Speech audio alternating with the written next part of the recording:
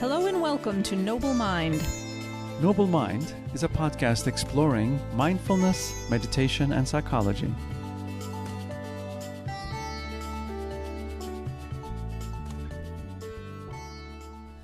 In this episode, we talk to Marc Lesser about how mindfulness and emotional intelligence can be integrated into our work lives, including the work of being a human, a parent, a spouse, or other meaningful roles we inhabit.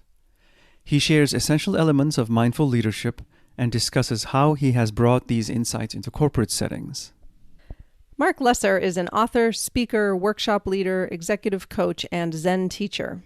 He is the CEO of ZBA Associates, an executive development and leadership consulting company. He helped develop the Search Inside Yourself program within Google, which trains leaders on how to integrate mindfulness, emotional intelligence, and business savvy. Marc founded and was CEO of 3 companies and has an MBA from New York University. He was a resident of the San Francisco Zen Center for 10 years and director of Tassajara Zen Mountain Center, the first Zen monastery in the Western world. Marc's books include 7 Practices of a Mindful Leader, Know Yourself, Forget Yourself, Less, Accomplishing More by Doing Less, and ZBA Zen of Business Administration. If you enjoy this episode, we'd love for you to follow us on Facebook, LinkedIn, Instagram, or Twitter, and come join our free Facebook group at facebook.com/groups/noblemind. You can also learn about upcoming events, get show notes, and join our email list at noblemindpodcast.com. Enjoy the show.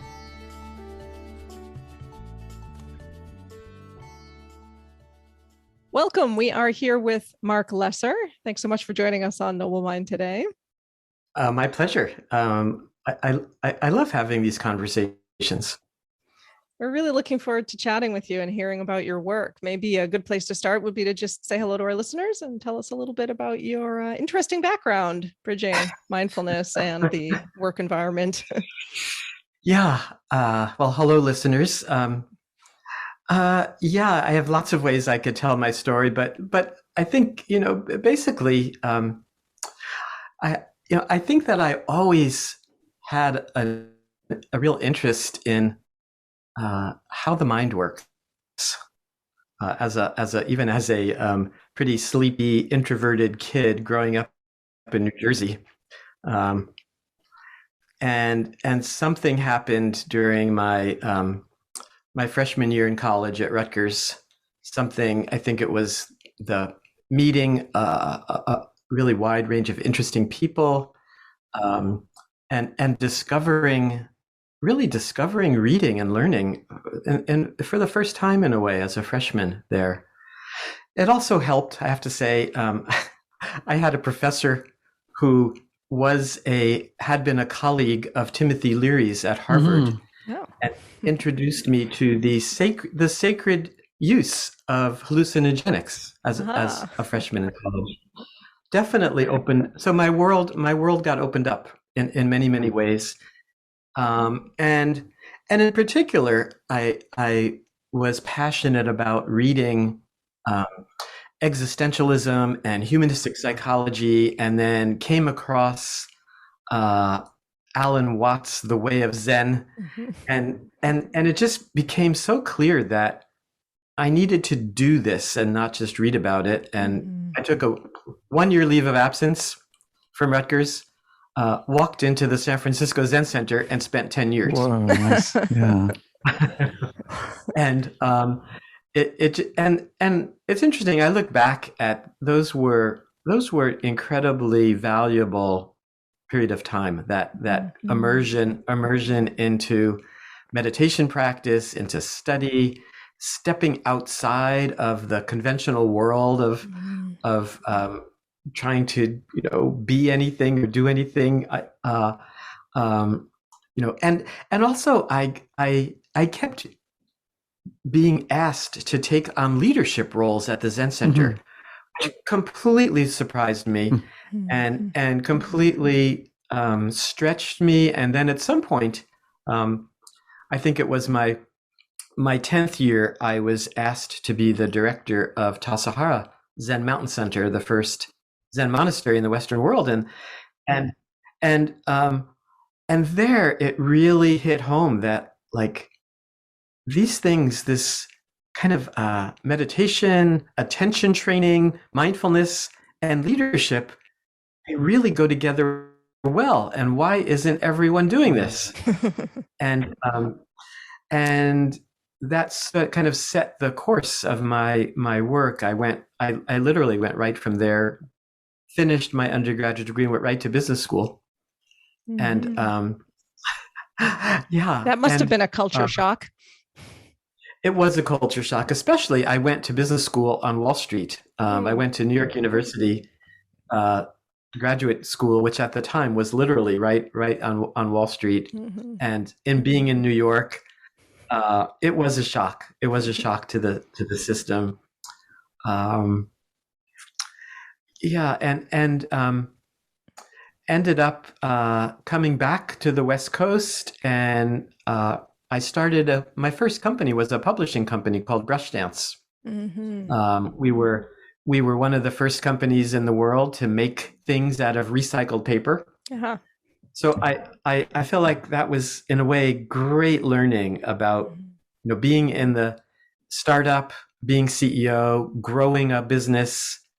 We were licensing the words of Thich Nhat Hanh and the Dalai Lama and Yogi Berra, and it was a really fun company and I was in the CEO seat for 15 years of growing that business, and it was time to leave.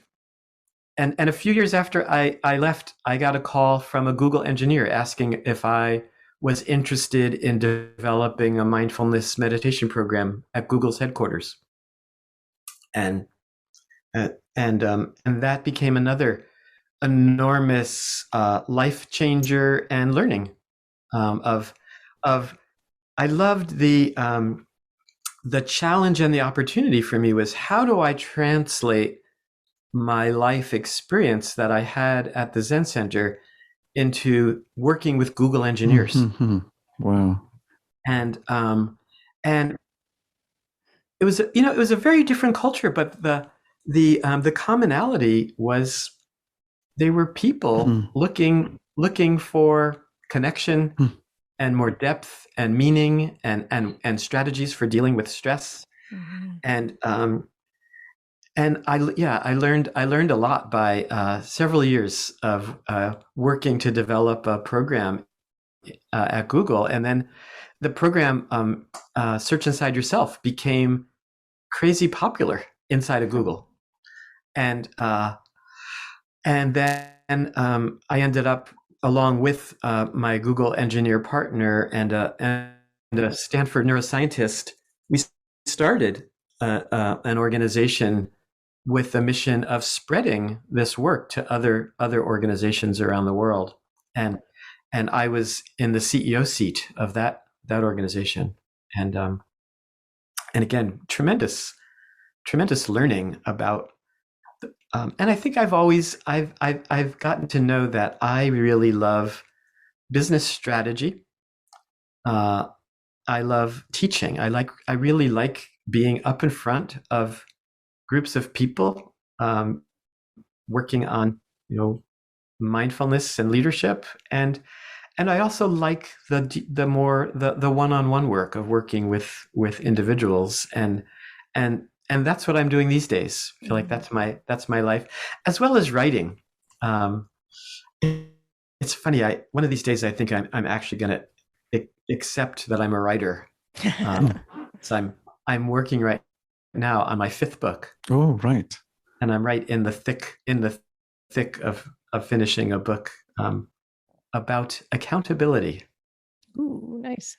The practice of accountability. Yeah. So that's my life. I'm also, I've been married forever, and I have 2 grown kids, and I even have a grandchild who's coming this afternoon. Despite that, I'm 39 years old. It's amazing how much I've packed in. You've accomplished a lot in a short time. Yeah. We love your books. It's not just for CEOs. It's for living a good life, for doing the work of being a human being, a parent. Such a wonderful way of connecting mindfulness teachings to practical work. Thank you. Thank you. And it's one of the things that's always drawn me to, this work is that it's essentially about being a human being, and that business and leadership is a terrific cauldron for becoming more human. And I think of being a parent or being in a long-term relationship is really the advanced practice. I used to when my kids were little, I distinctly remember getting them up in the morning and dressed and fed and drop them off at school. It's like, boy, the hardest part of my day is over. Now I can go be CEO of my company. Right. That's great. I'm intrigued by the book you're in the middle of on accountability. So maybe you could tease that for us a little later, but we'd love to talk a little bit more about your book on leadership, which defines sort of 7 key practices and principles. Maybe you could just tell us a little bit about how you think about leadership, broadly speaking, and how you see mindfulness and emotional intelligence as being useful. Yeah. I really do see leadership as, in a way, human practice that that includes working collaboratively, empowering others, coursing in this question of power. Power is such an interesting topic. The right use of power, the wise use of power, and the practice of really being clear as a leader, clear both with so there's the in the strategic thinking and the like, what does this company do, and how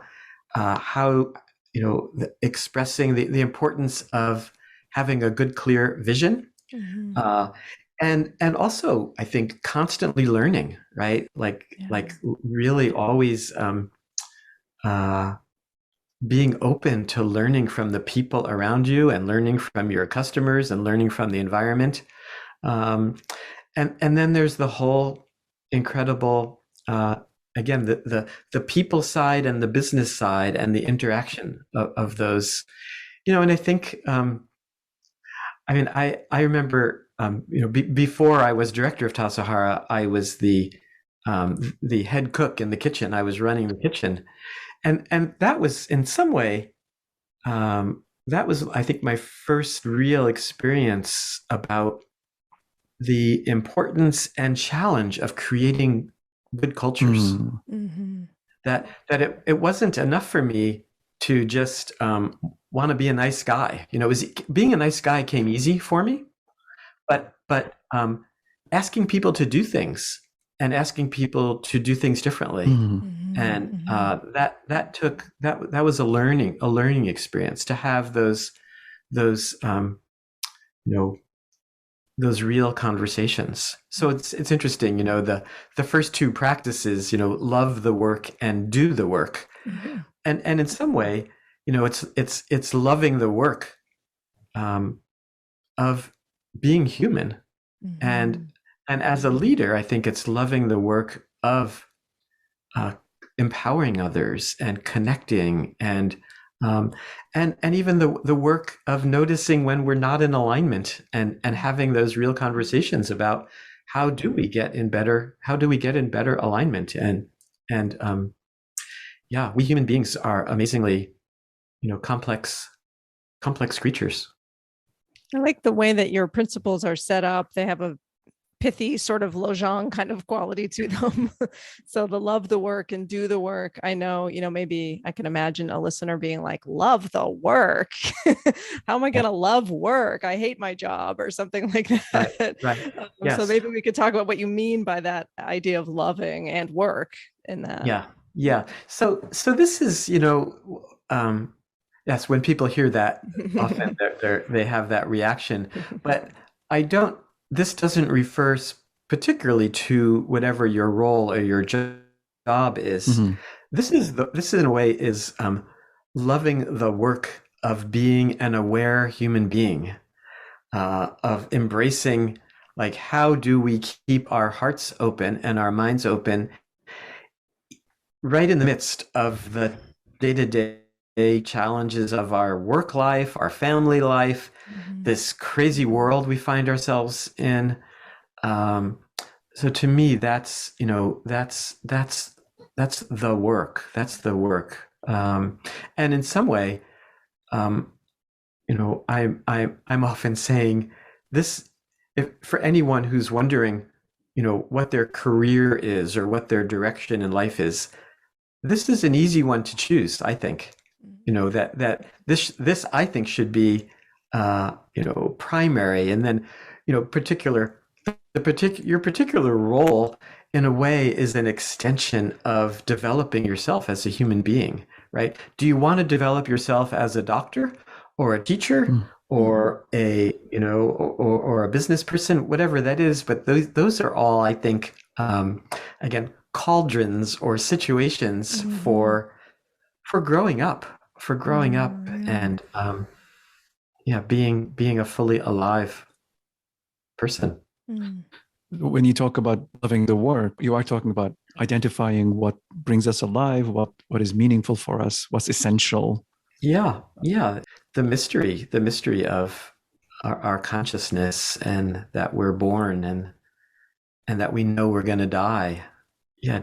Part of the work is not waiting to step into and to be asking to live more in amazement, to live more in amazement, to live more in wonder, and not to get sucked in to the so-called ordinary day-to-day busyness, right? Which I think so much is in our culture, I think tends to be a cover for pain and difficulty and challenges.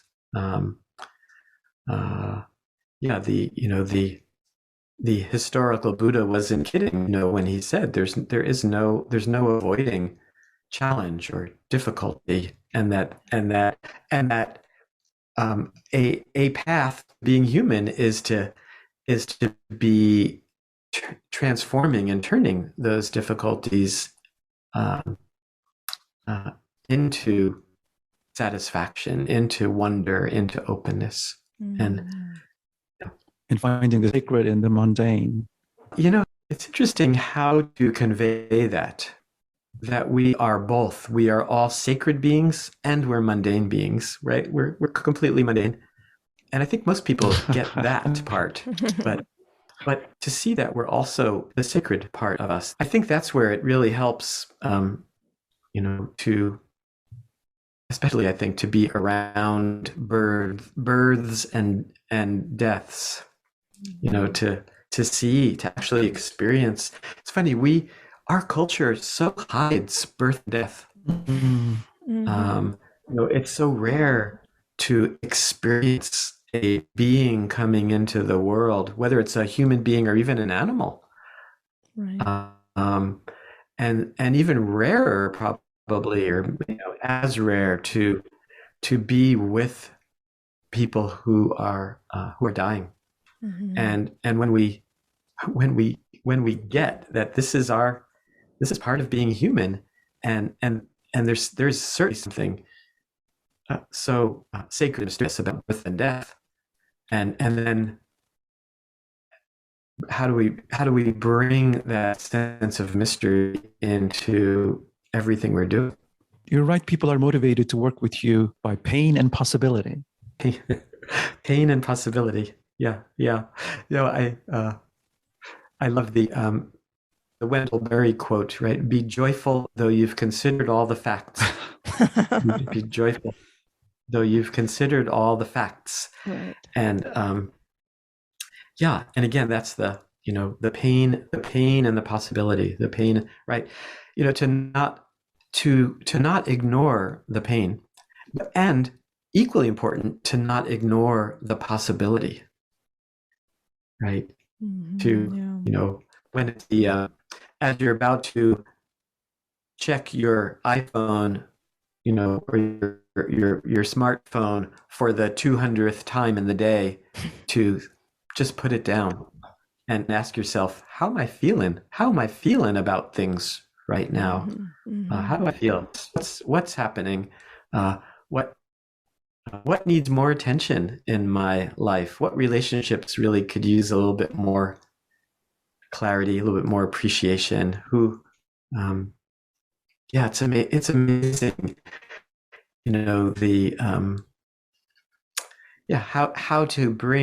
How to fully be with our work, whatever it is, but then how to let it go and fully be with our partner or our children or parents, but to walking fully in this world. And recognizing the gaps between how we're living, working, and leading, and how we aspire. Yeah, one of my favorite paradoxes is, accepting what is and working for change. Mm-hmm. So yes, there's the gaps, right? The gaps are the distinction between what is, right? So, maybe I want to be better, at working with conflict, right? There's a gap there. There's some ongoing work for me to do to be even more clear, even more direct, more skillful. But accepting where I am right now with it and being like, okay, here's, this is great. Here's it doesn't have to be a negative thing or a critical thing. Meditation practice is a great, I think, practice for, noticing, like, what brings me to want to meditate. There's something. There is something there. It might be my list. I'm feeling stressed, or I want better relationship. I want to be whatever those lists are. But then once I sit down, I'm perfect. Just as there's nothing missing. Mm-hmm. There's like cultivating a what does it feel like in the body? To be satisfied, to not need anything, to be cultivating that's like the sacred, like to really step into feeling myself as a safe, satisfied, connected being. And then I get up and okay, now there's work to do, but it's coming from that place of acceptance, as opposed to something lacking or something missing. It's a subtle difference, but I think I think that's in part this practice of loving the work. It's like bringing a sense of acceptance and love into our own, whether it's growing our teams or growing our companies or growing our courage or our ability to focus more or be more flexible, whatever those addressing things are. our avoidance. Addressing our avoidance. Yes. Yeah. So I notice several of your principles feel almost like a counterpoint to some of the standard traditional leadership expectations, right? Like one of them says, don't be an expert, right? Or connect to your pain or the pain of others rather than like fix it. Yeah. And even the depend on others too. Yes, what is depend on others? Like, Right. I'm the boss or whatever. Well, I think those practices that you named, right? The don't be an expert and connect to your pain and connect to the pain of others, are all counteracting the underlying assumption philosophy in the business world has been subtly and not so subtly to root out humanness. Mm-hmm. Right. Yeah. That there's been, you look, there's org charts and, business schools and business education has all been about, numbers and facts and strategy and almost nothing about the human beings running business. Mm-hmm. And again, I think the assumption was, well, of course we don't want any of that emotional stuff. um, and uh, and something is happening now about some different understanding about that. The real, the real wisdom is in our emotions. The real wisdom is in our intuition, the human part of it, and combined with, I think that there's some shifting happening, not everywhere, but in a lot of places, about how we care for humans at work. That it's not, how do we get the most out of them and pay them the least? It's how do we build a smart team that is thriving? And it's, again, I think that some understanding about the need for collaboration, and that, like places like Google or any company, 5 brilliant engineers are not going to get much done if they're not collaborating well. But 5 brilliant engineers working together and being aware, aware of alignment or lack of alignment, being aware of different styles, and working toward a connected vision, so much more powerful than when there's a sense of a lack of emotional intelligence skills, a lack of awareness. I became really fond of the emotional intelligence model, and in some way, one that got adopted early on when Daniel Goleman introduced it as something clearly valuable, clearly worthwhile. And it's funny how those programs mostly didn't work. There's Daniel Goleman wrote about this later, where he called it the $1 billion mistake, that companies spent all this money on developing emotional intelligence practices, but they mostly didn't really take hold, because they left out the body, and they left out practice, and they left out like the mindfulness and meditation piece. And I actually got to ask Daniel about that, like, well, why didn't he include that? And his response was he didn't think the world was ready at the time. When he wrote that book, was it 30 years ago now, I think. I love your list of how do you give away your power. That was mind-blowing. It's always struck me how empowering it is to ask people that question. It's surprising. It's puzzling, right? If you ask people, how do you give away your power? And again, the common ones, I don't actually, maybe you know the list better than I do, but the most common ones are, saying yes when you mean no. Right. Or very common, this any kind of undermining ourselves or criticizing ourselves are, again, we very, very, very common, and many people have very well-honed strategies for covering that up. So there's something very, I think, opening and empowering to see that it's, I think a lot of people think, oh, this is just me. I'm sure no one else does this. But when you're in a room full of people, and you see this is something we all do, especially the people who appear most powerful. I wonder if there's a tendency to give away our power when we're uncomfortable having power, which I know, speaking from personal experience, that, as you had said a few minutes ago about kind of how do we wield power, in a way that feels skillful, ethical, what have you. So then maybe holding that power feels a little bit scary. So it's easier to give it away through these kind of old habitual patterns. Yeah, no, I think what I see a lot of is, there's the two ends of the spectrum. One is holding on too tightly to power and wielding it in a way that feels like a blunt instrument. That doesn't work. I've seen, that used to be more and more common. That was like the typical CEO was, the powerful, charismatic person. Mm. And then on the other end, as you were pointing out, Kate, is the person who's not stepping up to actually using and leveraging the power that they have and that people want. People need someone to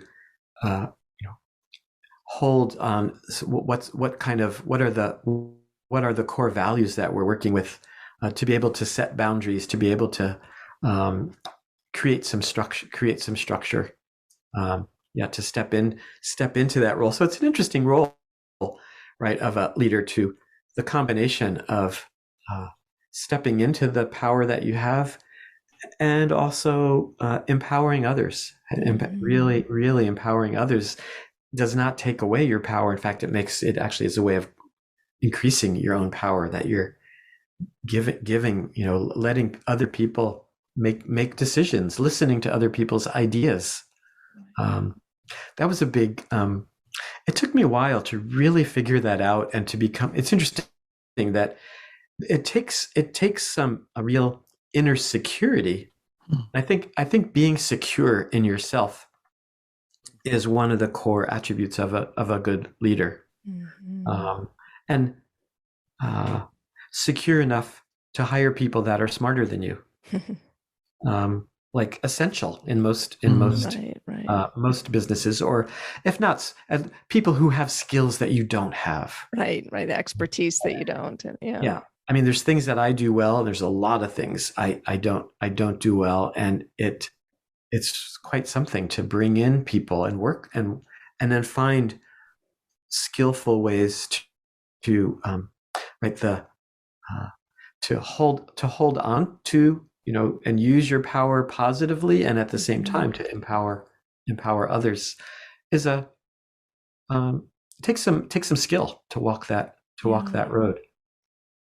I love the quotation you have by photographer Walker Evans about staring. Stare, right? Stare. It will change the way you see and more. Stare, pry, listen, eavesdrop.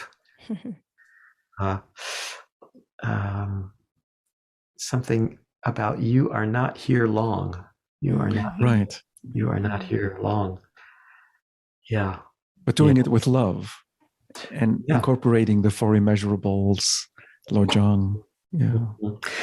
Yeah. Well, the directive to stare is like to have the courage to really see what's happening, right? To really see what's happening, both in your own life and particularly, in the if you're in a leadership role, how's my team doing? How's my team doing? How's our company doing? Like to really be open and curious. Yeah, I like that. It's funny that I forget how I came across that quote, but I remember, I think I was a freshman in college when I was assigned to read that book by Walker Evans. He was a photographer during the Depression. Let Us Now Praise Famous Men was his book. Oh, wow. Yeah. It was in a Jim Collins book called From Good to Great, where he describes what he calls a level 5 leader. It was interesting. It's a great story. I mean, he was, he was I think a Stanford engineer, very, very, numbers focused, rigorous focused. They were studying data of lots and lots of companies to really try and find out what made good companies great. And he was very clear that what he didn't want to find was that it had to do with a charismatic leader. And he tells the story. I think he tells the story in this book of where he walks into his office one day and his whole team is standing there holding hands. And he was like, "What's going on here? This is not usual." And someone said, "Jim, we have something to tell you that you're not going to like hearing." It turns out the leader of an organization does matter a lot, but not in the way that we thought. It turns out that the data shows that great companies have leaders that combine a strange combination of humility and power, or humility and decisiveness and clarity and strength. But so it's so interesting, that they're that finding in this very mainstream business book, included the quality of humility. Absolutely. Yeah. I'm thinking as you're talking about this too, that there's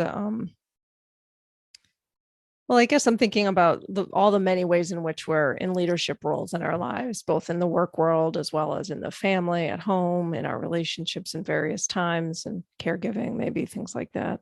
And how some of these practices really encourage us to, try to, again, sort of use our power well for good.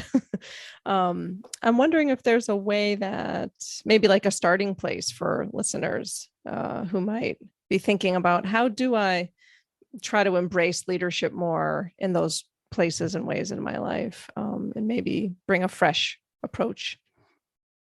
Yeah, I think being a parent is a really, really interesting place where it's it's a different role, right? It's not it's different than the CEO role, but there's definitely a need. I think all these practices apply really well, about loving being a parent, and the work, the work of empowering other beings, knowing when to guide and when the way, and how to deal with conflict and difficulty skillfully. I there's a story that I've told this story in many contexts, but sometimes in the context of how to work with difficult emotions. When my daughter was she was 16, 17, and it was Father's Day, and she handed me a Father's Day card, but then said, "Dad, you might not want to read this today," and that was not a good omen, Yikes. And of course I did, and it outlined my flaws as a father and my flaws as a human being. And my first reaction, of course, was anger. Well, and my second reaction was failure and embarrassment, like one of the most important relationships in my life. How could I have messed it up? And then it occurred to me that this might be a good situation in which to use a lifetime of practice. And by this time, I was in my room trying to figure out what to do, and she was in her room. And I walked into her room and I looked at her and said, "Thank you for giving me this letter." I said, "This was really hard to read, and it must have been really hard to write. And all I've ever wanted was for you to be able to speak your truth to me, even when it's hard." And of course, by this time, tears are her eye, tears coming out of my eye. I look at that as, I could have reacted really badly had I gone with the anger, had I stayed with my embarrassment, but instead realized to just meet this person right where they are. So is that combining the small mind and the big mind? Well, I think it's not letting small mind drive us, right? Small mind.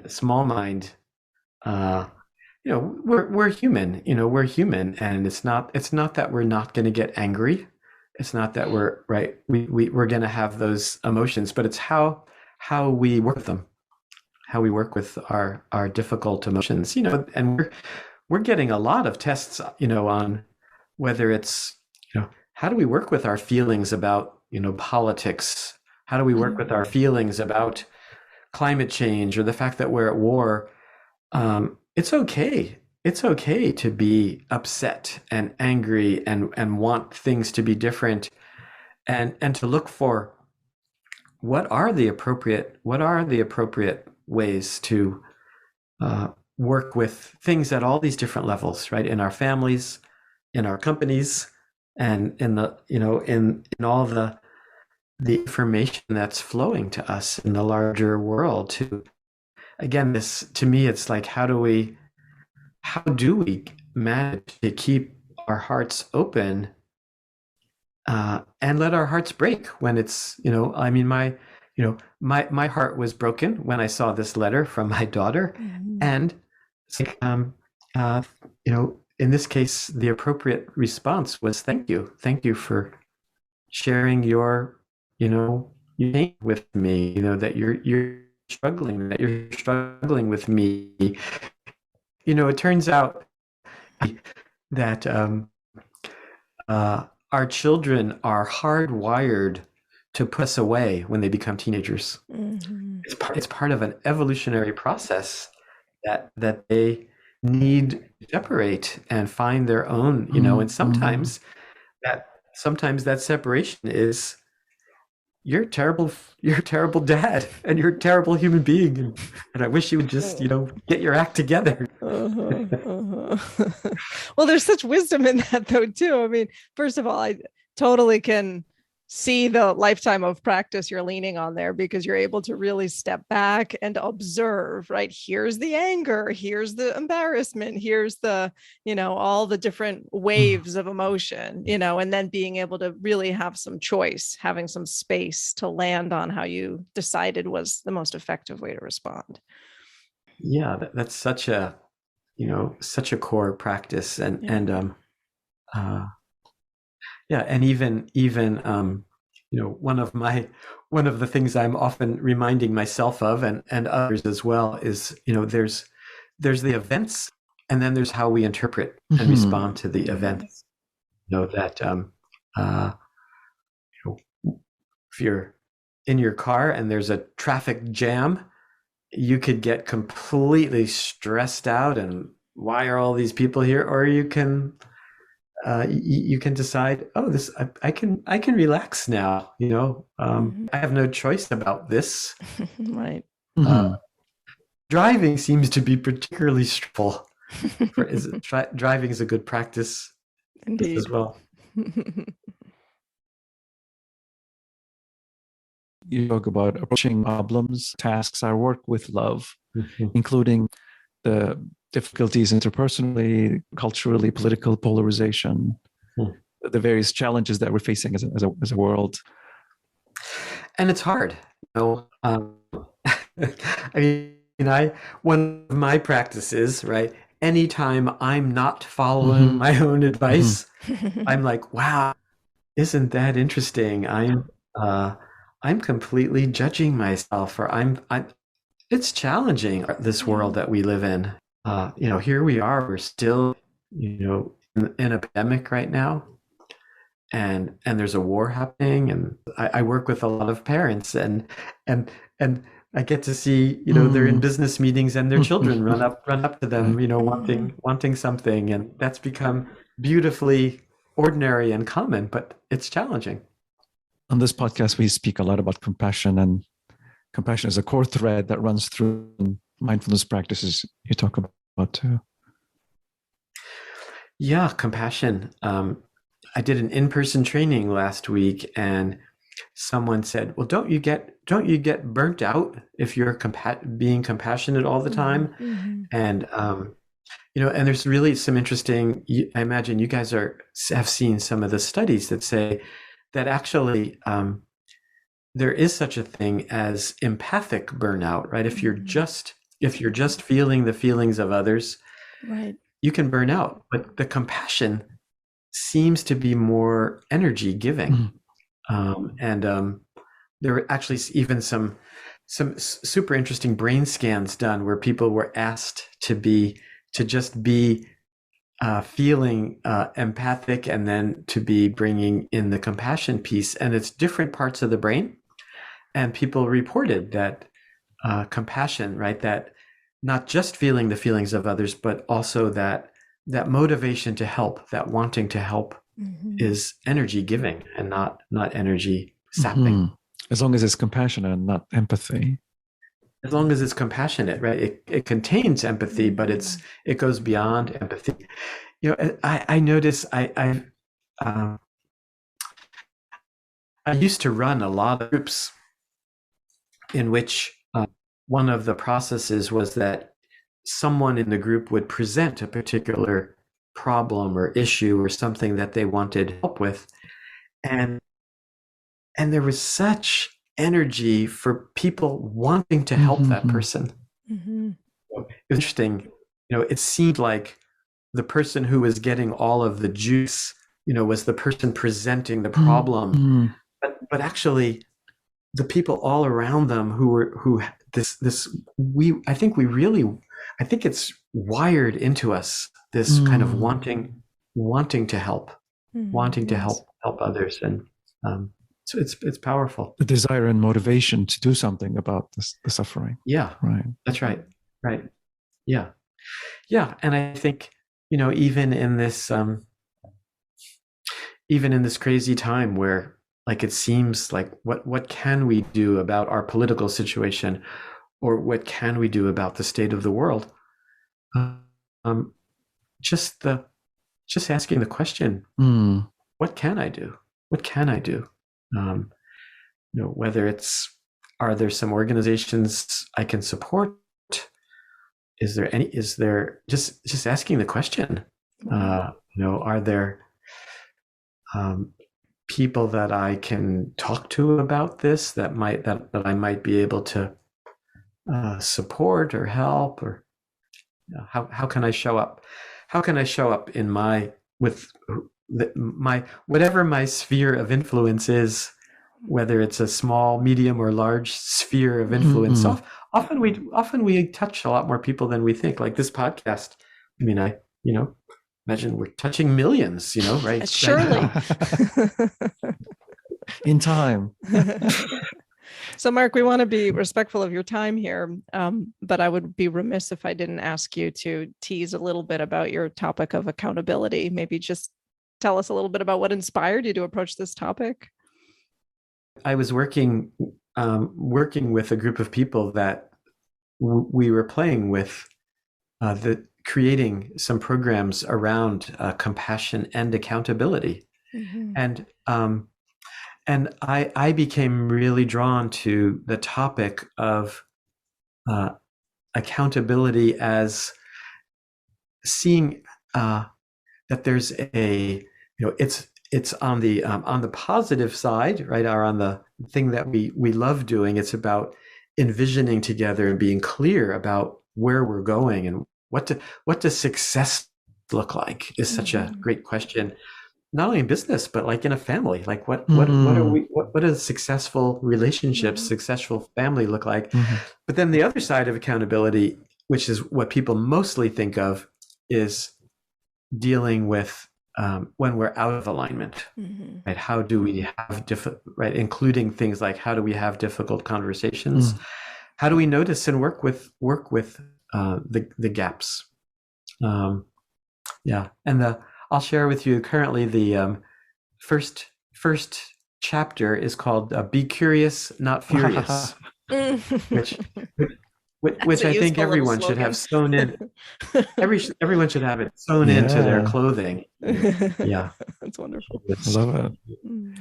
Yeah, we'd love to have you back to talk about your new book as well. Sounds great. Sounds great. Thank you so much for your time, for sharing your mind with us. Where can people go to learn more about you, your work? My website is Marc Lesser, MarcLesser.net. And there's actually a lot. I've been doing quite a bit of newsletters and audio. Yeah, and I also do a weekly. MillValleyZen.com is also which has now become Mill Valley Zen International because it's an online group, Ooh. and people come from every Wednesday night, 6:00. It's easy to Great. join. Great. And you also do have an online course related to your leadership book as well on your website. That's so right. folks There's can an check online. that out. Yeah. There's a really nice. It's a self-directed 7 practices of a mindful leader. I thought I had this idea that at some point I would start to slow down my work activity, but I decided not yet. I'm going to move the goalposts out another several years. And Woohoo. Good. To our benefit. Well, Thank you so much. Yeah. Thank you both lovely. very much. Thanks for listening today. If you enjoyed this episode, we hope you'll hit subscribe, leave us a great rating or review, and spread the word. You can also go to noblemindpodcast.com to join our email list. You'll get a weekly behind-the-scenes message, news, announcements, and other special goodies we come up with just for you. Thanks for listening, and bye for now.